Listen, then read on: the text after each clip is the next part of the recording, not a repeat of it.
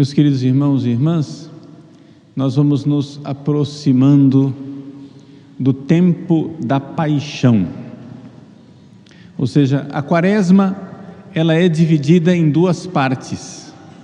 A primeira parte da quaresma, ela é voltada para a penitência, para a nossa conversão, etc. Mas as últimas 2 semanas, ou seja, a 5ª semana da quaresma e a Semana Santa, são chamadas de tempo da paixão, porque nós nos voltamos mais para o mistério da paixão de nosso Senhor Jesus Cristo. Nesse domingo, 5º domingo da quaresma, era também chamado no calendário litúrgico antigo de primeiro domingo da paixão. E o domingo de Ramos é chamado de segundo domingo da paixão. Estou dizendo isso para nós, já nos prepararmos psicologicamente, espiritualmente, para esta mudança de foco que os evangelhos já estão nos preparando. Se começa mais continuamente a falar da morte de Jesus, os judeus querem matar a Jesus, etc, etc. No próximo domingo, vocês virão à igreja e as imagens estarão todas veladas, cobertas por um véu. É o início do tempo da paixão, 5º domingo da quaresma.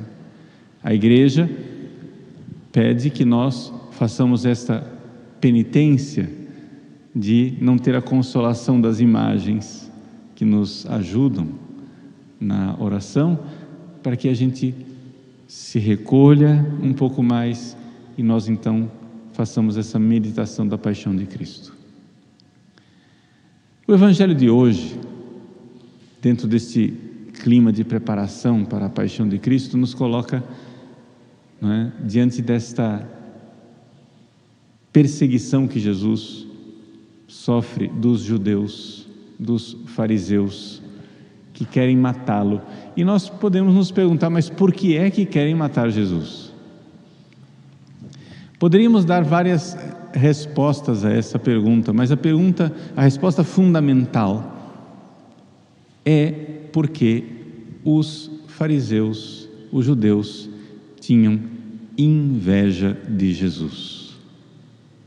O Evangelho de São João deixa muito claro essa realidade da inveja.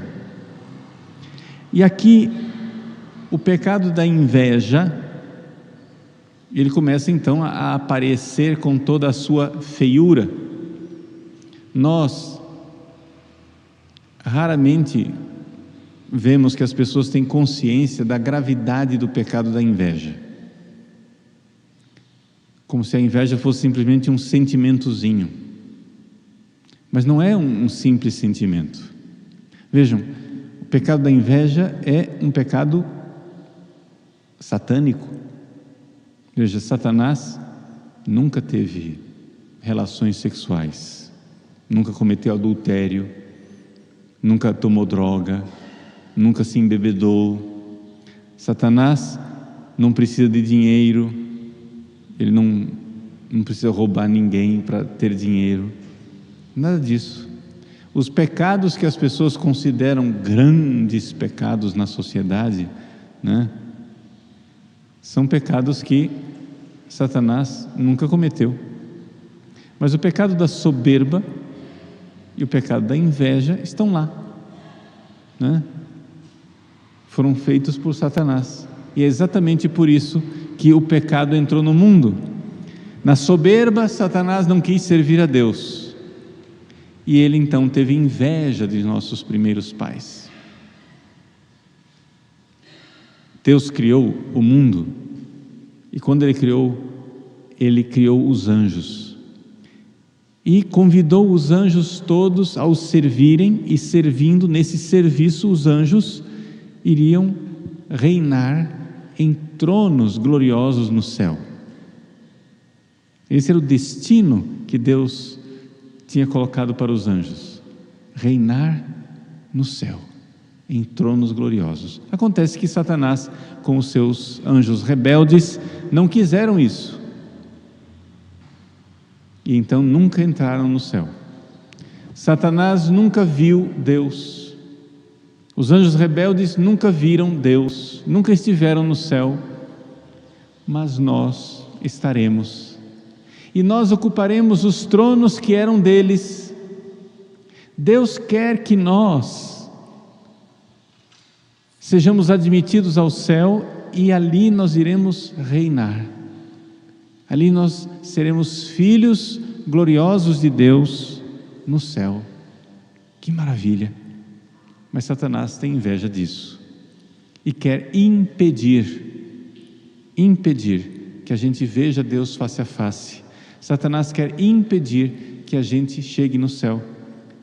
Então, por inveja dos nossos primeiros pais, Adão e Eva, Satanás levou Adão e Eva a pecarem.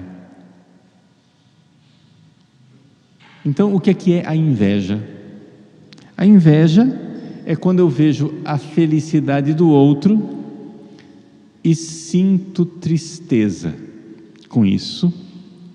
Atenção agora, que essa parte aqui é importante. Eu sinto tristeza como se a felicidade do outro fosse algo que me causasse uma perda, como se a felicidade do outro arrancasse algo de mim, como se a felicidade do outro me causasse um prejuízo. Isso é inveja. Não é simplesmente um sentimento de tristeza, um sentimento de ciúmezinho. Por exemplo, eu vejo uma pessoa santa e digo: nossa, eu queria ser santo como ele. Isso não é propriamente inveja. Isso é uma sadia emulação, onde eu quero, nossa, eu quero também, eu também vou, né? Que beleza, essa pessoa é santa, eu também quero ser santo. Eu não vejo a santidade do outro como algo que me prejudica. A santidade do outro me alegra. Ele é santo, eu também quero. Mas a inveja de Satanás é ver que Adão e Eva, no paraíso, eram santos, estavam destinados ao céu, e ele vê isso como uma desgraça para ele. Eu não irei no céu, eles vão, eles serão felizes, eu nunca serei feliz, e isto para mim é algo que me causa, né, uma dor. Isso me causa, porque é como se aquilo me prejudicasse. A felicidade do outro é apresentada para mim como algo, como um prejuízo, algo que me arranca um pedaço. E então, esse é o pecado da inveja. Se você vir esse sentimento dentro de você, renuncie a ele. Padre, como é que a gente lida com o pecado da inveja? É mais ou menos como quando vem uma tentação sexual. Vem aquele sentimento, você vê que ele é mau, você renuncia àquilo, você rejeita, vai para outro lugar. E então, aprenda a dar graças a Deus, louvar a Deus pelo bem do outro, louvar a Deus porque o outro está sendo abençoado. Queira também a mesma bênção que ele tem, mas não veja nisso uma tristeza e um prejuízo para você. Veja a razão de ação de graças e de louvor. Meu Deus, que bom que abençoastes o meu irmão. Pois bem, explicado o que é inveja, quais foram as consequências da inveja ao longo da história da salvação? Foi por inveja que Caim matou Abel. Ou seja, o primeiro ser humano que morreu na história da humanidade não morreu velhinho, feliz na sua cama, rodeado pela sua mulher, pelos seus filhos e netos, abençoando. Não, o primeiro ser humano morreu jovem e morreu assassinado. E morreu assassinado pelo seu próprio irmão, que tinha inveja da sua santidade. Abel era santo e Deus amou Abel. Caim não era santo e Deus olhou para Caim e disse: ó, assim não dá. Caim, vendo a predileção divina por Abel, quis matá-lo. E ali Neste sangue derramado de Abel, nós temos a história, né, trágica do que Satanás quer sempre fazer. Foi por inveja que os irmãos de José venderam José no Egito. Foi por inveja que Saul quis matar Davi. Foi por inveja que Jesus foi apresentado à morte diante de Pilatos pelos fariseus. Os fariseus viam a santidade de Jesus. Os fariseus viam que Jesus era um predileto de Deus. Talvez não tivessem clareza, não é?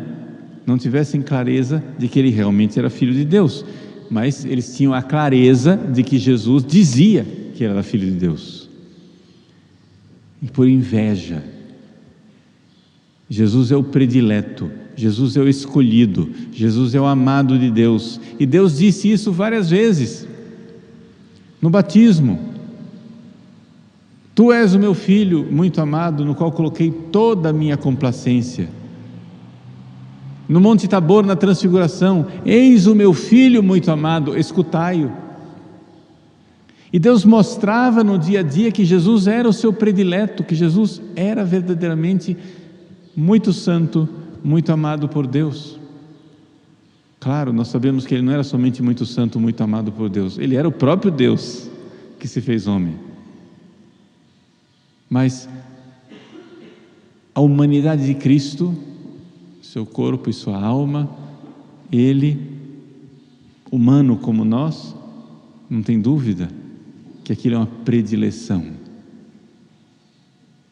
Pois bem, os fariseus sentiram inveja e por isso queriam matar Jesus, queriam destruir Jesus, queriam condená-lo à morte. E é essa temática que irá se repetir constantemente no Evangelho de São João, como um processo jurídico, onde testemunhas são arroladas, acusações aparecem, e Jesus então começa a dar testemunha de onde ele é, quem ele é, e não há dúvida nenhuma, ele não é somente um profeta, um iluminado, ele é o próprio Filho de Deus que se fez homem. Nós nunca vimos a Deus, ele viu a Deus.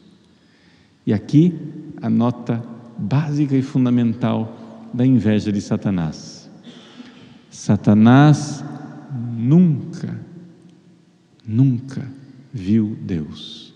Satanás nunca verá Deus. Jesus viu Deus. E nós veremos a Deus. Por isso a inveja. Por isso, meus irmãos, entremos nesse tempo da paixão, lutando, né?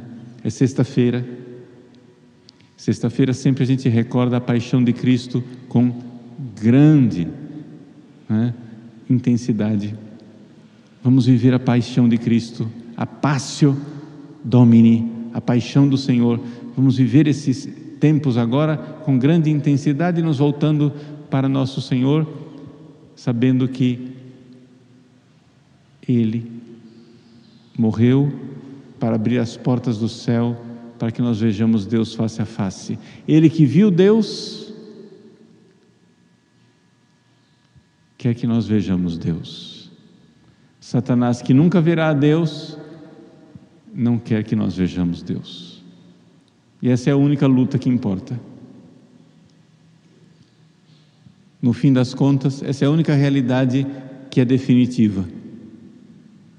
É a realidade de que nós fomos chamados para ver Deus face a face e precisamos lutar, porque os espíritos maus, invejosos, querem impedir que nós cheguemos lá. Confiantes na misericórdia de Cristo e no poder da sua paixão, ofereçamos o santo sacrifício da missa.